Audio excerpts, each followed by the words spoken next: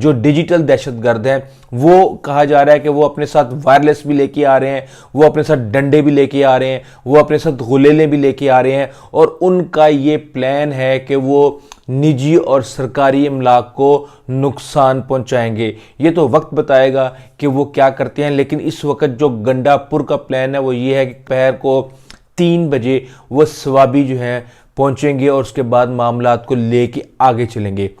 अब यहाँ पे सवाल ये पैदा होता है, सारा दिन इस्लामाबाद में पुलिस क्या करेगी? वैसे तो 22,000 कंटेनर और 2200 कंटेनर और तकरीबन 22 से 25,000 पुलिस एहलकार वहाँ पे मौजूद हैं, लेकिन मेरी इतलात के मुताबिक कल के दिन वो सिर्फ और सिर्फ गंडापुर का इंतज़ार करेंगे, क्योंकि 3 बजे अगर गंडापुर वहाँ से चलते हैं, मोटरवे बंद है, वहाँ पे रुकावटें हटाते हटाते हटाते जो पहला टारगेट दिया गया है हुकूमत की तरफ से वो ये कहा गया है कि हसन अब्दाल की कटी